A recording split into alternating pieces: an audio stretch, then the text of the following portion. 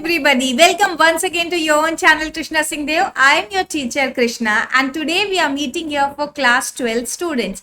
So class 12 students, as discussed with you in the previous video, आज हम start करने वाले हैं एक नया chapter and the name of chapter is valuation of goodwill. Yes, valuation of goodwill बहुत छोटा सा and simple chapter है but yet very another topic. क्योंकि इस चैप्टर में से हो सकता है स्टैंड अलोन कोई क्वेश्चन ना आए, लेकिन दिस कैन बी जज, this particular concepts which are taught over here can be जज along with admission, retirement, death. तो इतनी सारी जगह पर ये कॉन्सेप्ट आ सकता है जहां पर वैल्यूएशन ऑफ गुडविल के बारे में आपसे कुछ ना कुछ पूछा जा सकता है.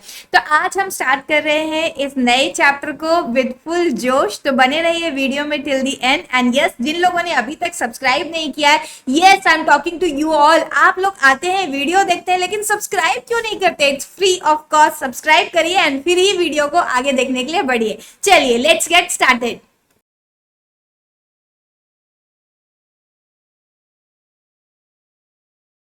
चलो बालकों, तो व्हाट इज गुडविल? गुडविल का मतलब होता है रेपुटेशन ऑफ बिजनेस या क्रेडिबिलिटी ऑफ बिजनेस. जब किसी भी बिजनेस की मार्केट में एक साख होती है ना, तब उस साख की वजह से या उस गुडविल की वजह से इसके पास ज्यादा कस्टमर्स आते हैं और भी बहुत सारे एडिशनल बेनिफिट्स मिलते हैं. अब हम ये चैप्टर में वैल्यूएशन ऑफ गुडविल क्यों पढ़ रहे हैं?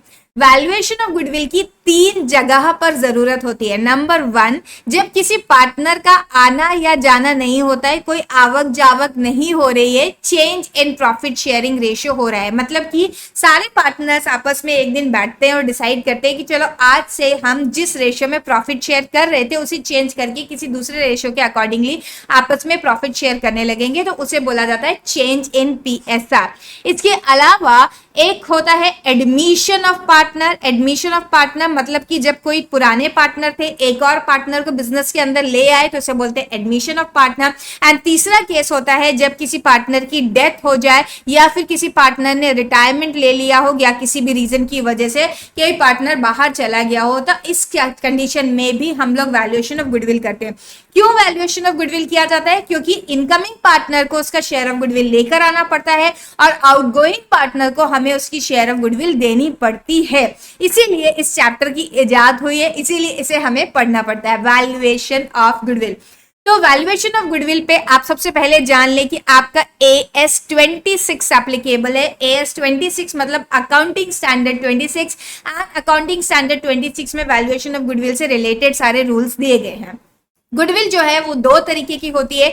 एक होती है self generated goodwill. Self generated goodwill जो हमने अपने बिजनेस की अपने आप तैयार करी है because of our good services, quality product and long staying in the market and बहुत सारी दूसरे फैक्टर्स होते हैं जिसकी वजह से गुडविल जनरेट होती है. Normally according to AS26 self generated goodwill को बुक्स ऑफ अकाउंट्स में लिखने के लिए मना किया जाता है, क्योंकि वैसे भी इस गुडविल की कोई वैल्यू हमें मिलने नहीं वाली है जब तक कि हम बिजनेस को बेच ना दें. और दूसरी जो गुडविल होती है वो होती है परचेज गुडविल. इस परचेज गुडविल को मतलब हमने अगर किसी और का बिजनेस टेक ओवर किया तो उस गुडविल को हम लेते हैं, वहां से उसके लिए पेमेंट करते हैं एंड इस गुडविल को हम बुक्स ऑफ अकाउंट्स में दिखाते हैं, बट इसे भी धीरे धीरे करके राइट ऑफ कर देते हैं. अब आ जाते हैं हम इस पार्ट पे कि वैल्यूएशन ऑफ गुडविल जो है, वैल्यूएशन ऑफ गुडविल के कितने मेथड होते हैं. आज हम सबसे पहला मेथड करने वाले हैं वैल्यूएशन ऑफ गुडविल का, जिसका नाम है average profit method. Average profit method जैसा कि नाम सजेस्ट कर रहा है, हम यहाँ पर क्या निकालते हैं? हम यहाँ पर निकालते हैं average profit of firm.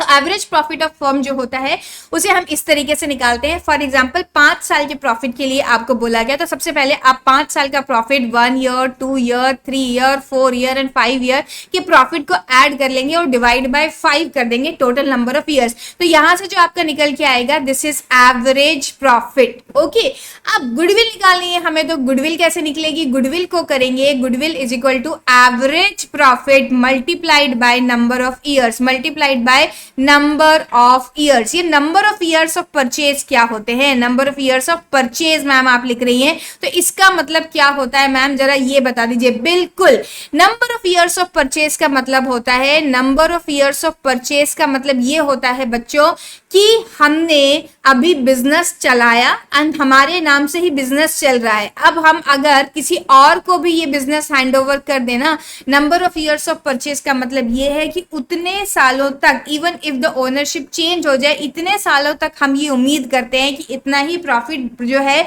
Business yield करता रहेगा, क्योंकि हमने जो पास में मेहनत कर ली है ना, उसका फल हम रीप करते रहेंगे आगे आने वाले सालों तक। मतलब कि अगर आज एक दुकान का नाम है ABC एंड सन्स और वो ABC एंड सन्स का काफी अच्छा नाम है, बाम मार्केट में बहुत अच्छा क्वालिटी प्रोडक्ट प्रोवाइड करते हैं, अच्छी सर्विसेज देते हैं, ग्राहकों के साथ बिहेवियर अच्छा है, location of shop is very good, काफी पुरानी फर्म है, तो अच्छा इसकी गुडविल बनी हुई है मार्केट में। अब वो ABCN फर्म की जगह इसका नाम अगर CBDN फर्म हो जाए तो फिर क्या इसके कुछ बिजनेस के ऊपर फर्क पड़ेगा? कुछ सालों तक तो बिल्कुल नहीं पड़ेगा।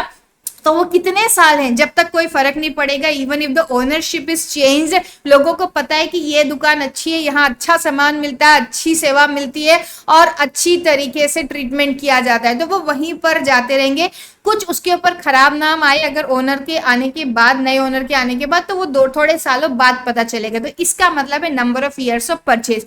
तो ये हमारा पहला मेथड स्टूडेंट जिसको बोलते हैं एवरेज प्रॉफिट मेथड। चलिए एक एग्जांपल हम लिख लेते हैं। लेट्स से हमने 3 साल का एवरेज प्रॉफिट मेथड के थ्रू हमें निकालना है गुडविल। तो मैं ईयर 1 का प्रॉफिट, ईयर 2 का प्रॉफिट एंड ईयर 3 का प्रॉफिट ले रही हूँ। Let's say this is 10,000 rupees, this is 20,000 rupees and this is also 20,000 rupees. And हमें number of years of purchase जो है लेट्स से 2 ईयर्स दिए गए हैं। अगर हमें यहां से गुडविल निकालनी होगी तो किस तरीके से हम वैल्यूएशन करेंगे? सबसे पहले हम निकालेंगे एवरेज प्रॉफिट। ये एवरेज प्रॉफिट कैसे निकलेगा? एवरेज प्रॉफिट निकालने के लिए हम तीनों सालों के प्रॉफिट्स को ऐड कर देंगे, जो कि है 10,000 एंड 20,000 एंड 20,000। इन सब को ऐड करने के बाद हम इसे डिवाइड कर देंगे 3 से।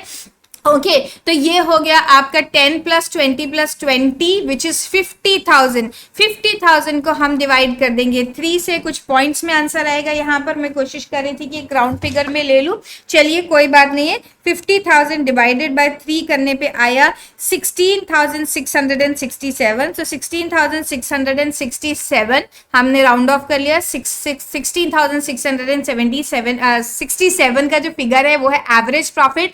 अब हमें निकालनी है गुडविल। तो गुडविल कैसे निकलेगी? गुडविल है average profit multiplied by number of years of purchase. Number of years of purchase मतलब कि इतने सालों तक तो भाई एटलीस्ट हम इतना प्रॉफिट ही ऑन करते रहेंगे जितना कि अभी फर्म कर रही है। तो 16,667 मल्टीप्लाइड बाय 2 जब हम कर देंगे तो हमारे पास आ जाएगा गुडविल का फिगर जो है 33,334 रुपीज। तो ये हो गई आपकी गुडविल। इस तरीके से आपने गुडविल का वैल्यूएशन कर लिया है। ओके तो बेटा ये था बहुत ही simple method, how to value the goodwill by average profit method. Average profit method के 2 तरीके होते हैं एक्चुअली। एक होता है एवरेज प्रॉफिट मेथड सिंपल और एक होता है वेटेड एवरेज प्रॉफिट मेथड।